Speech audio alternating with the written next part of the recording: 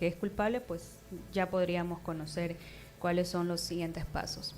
Son las 8 horas con 11 minutos, 8 horas con 11 minutos, y queremos dar la bienvenida al abogado Henry Cucalón, quien nos va a hablar acerca de la coyuntura nacional, aquí en Voces y Opiniones. Todo lo que hemos hablado también en estos espacios de noticias es importante analizarlo con un importante referente en cuanto a la política nacional del país. Bienvenido, abogado Cucalón, a su espacio.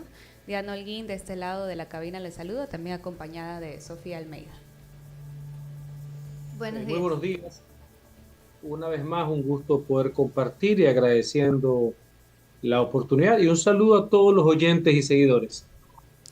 Muchas gracias, abogado. Justamente sin dejar de lado el tema que acabamos de mencionar, que tiene que ver con la extradición de alias Fito.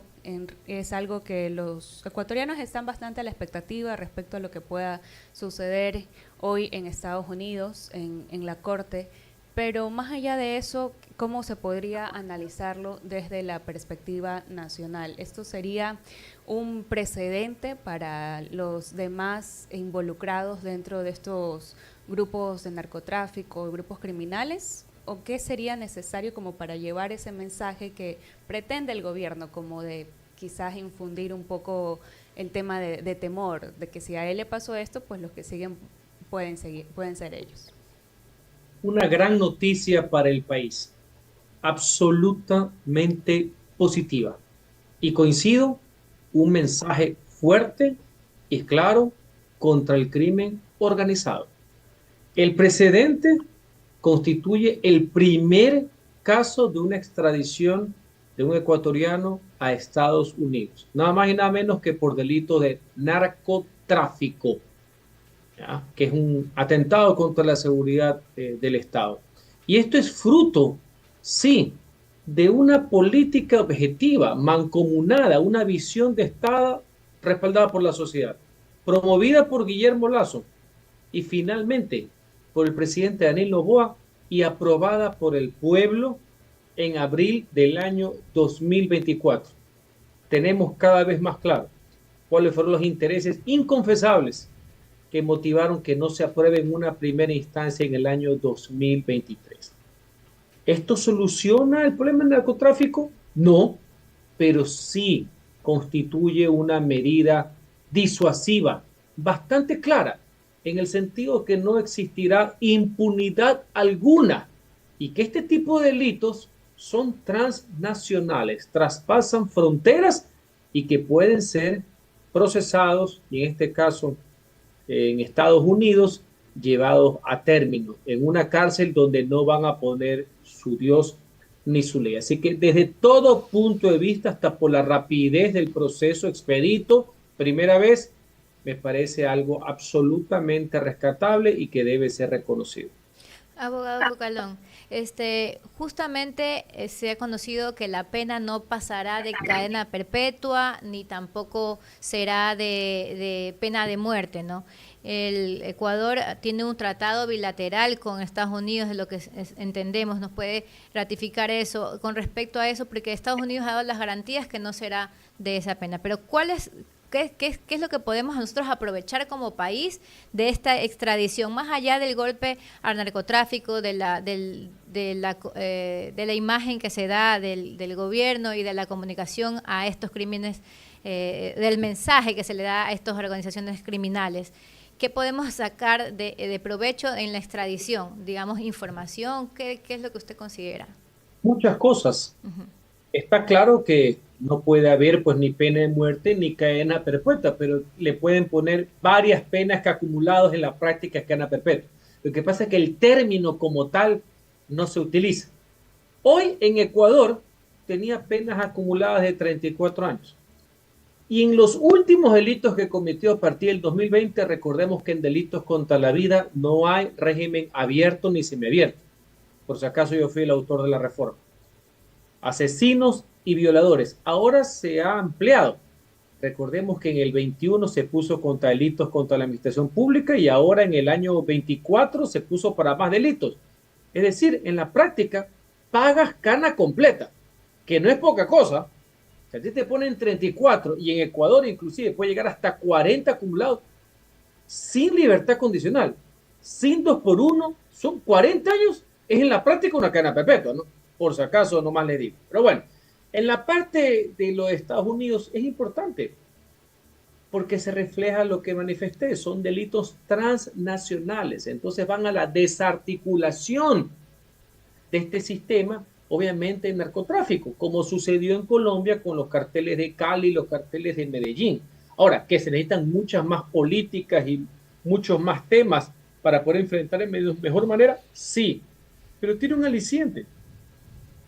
Tienen claro los que se dedican a las actividades criminales, que no pueden atentar contra la vida de los ciudadanos ni ejercer lo que se denomina un terrorismo de Estado, que eso fue lo que sucedió en Colombia. ¿Ya? Lo que también ha sucedido en Ecuador, que sucedió en el año 2023, lo que sucedió también en enero del 24 ya bajo el régimen del presidente Noboa, como fue la toma de TC Televisión, tratar de sembrar terror para que el brazo del Estado y la ley no impere. Ese para mí es el mensaje más fuerte. Esa es una de las lecciones que aprendimos, el tema de Colombia, todo lo que hicieron para que no exista el tema de la extradición y todas estas actividades terroristas. Ese para mí de por sí ya es un triunfo de la institucionalidad, un triunfo del Estado y un triunfo de la sociedad. Esperemos asimismo, dependiendo qué es lo que pasa hoy día, si se declara inocente o culpable, porque en el uno es un procedimiento mucho más expedito, en el otro propiamente hay un juicio, qué es lo que vaya a suceder. Pero lo lógico es que se pueda tener mucha mayor información para un sistema de desarticulación de bandas.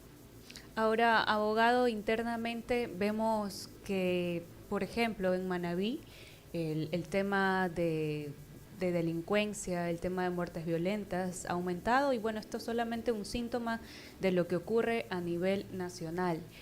Y bueno, también vemos por otro lado que el gobierno ha tenido su arma bajo la manga, que en este caso ha sido la aprobación de leyes como ley de solidaridad, la ley de integridad pública, que pone también la pena de 15 años a menores de edad involucrados en estos actos delictivos.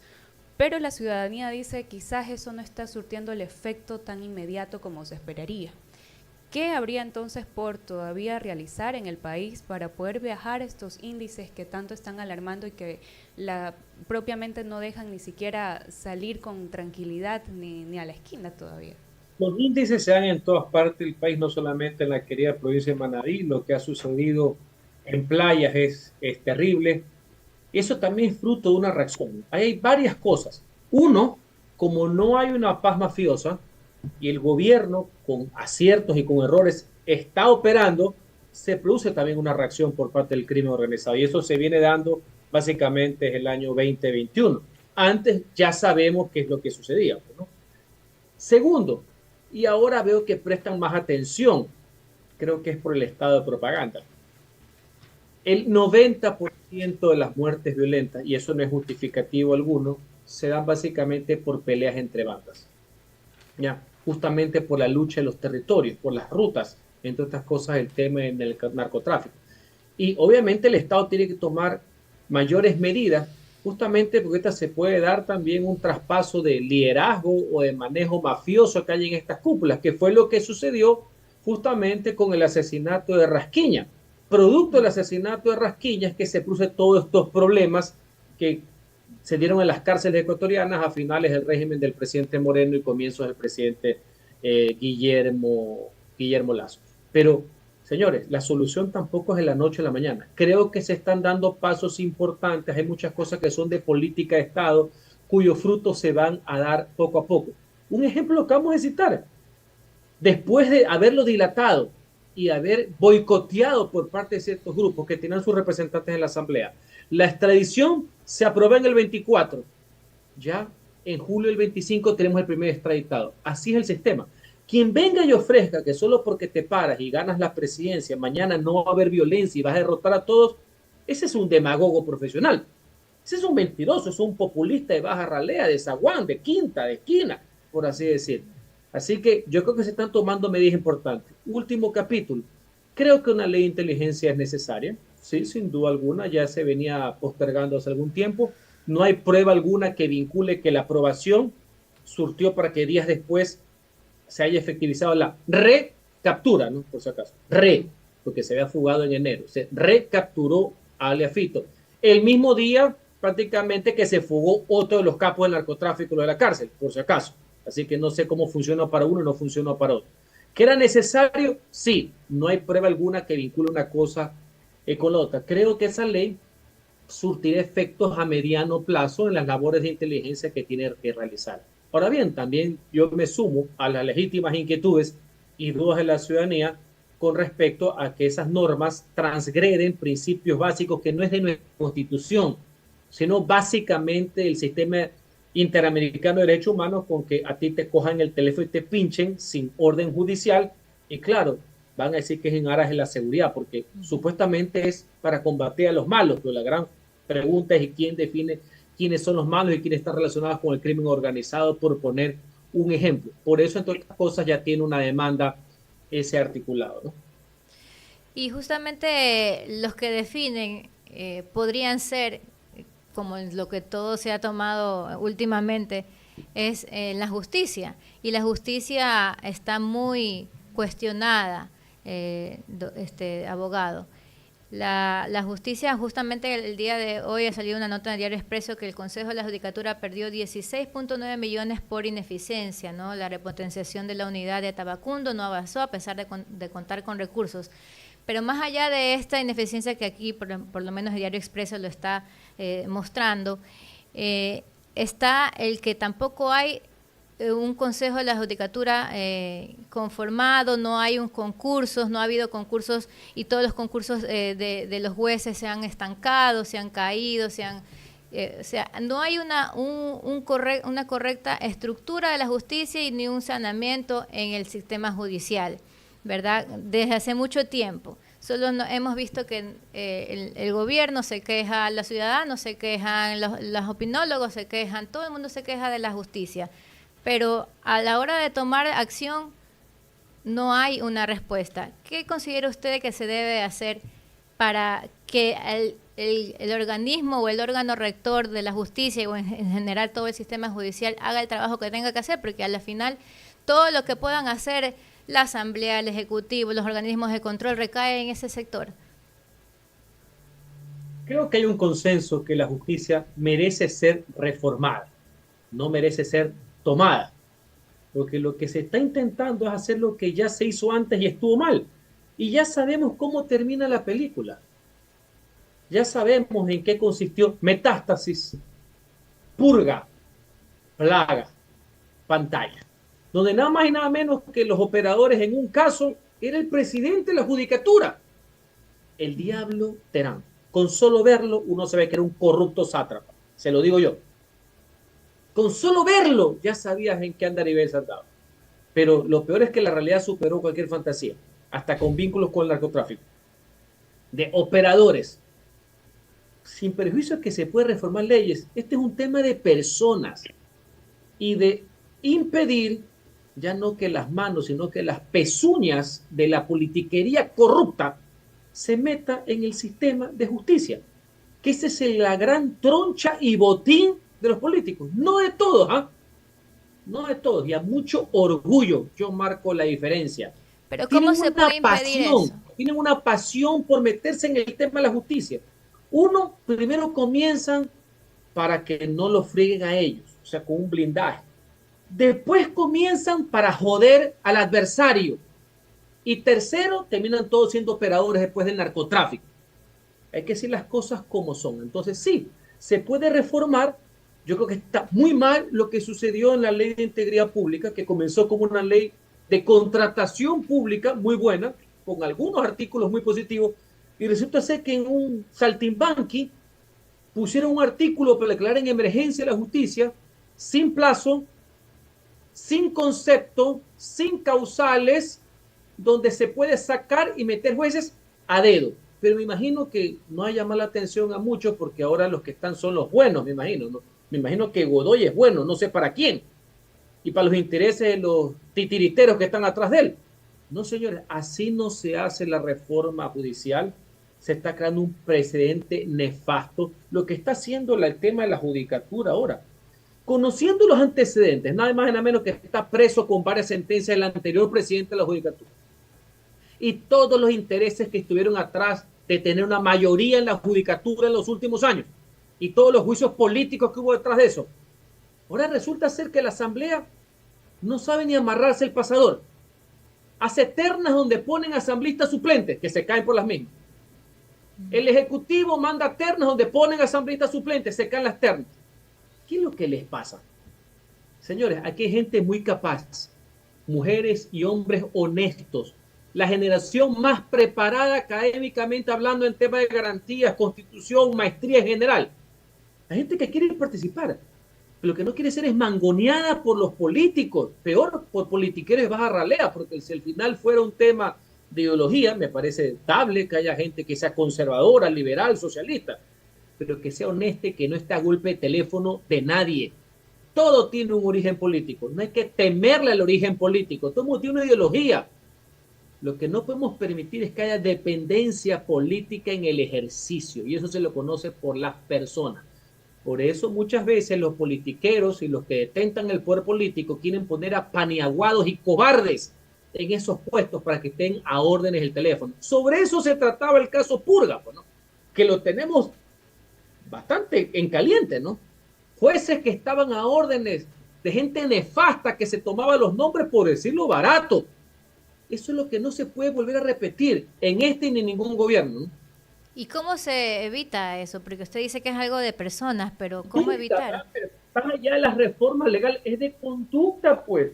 Es de personas, pues. Es de mujeres y de hombres, porque no va a poner pues, un artículo con una coma hasta ese detalle. Se puede reformar, es de personas, pues.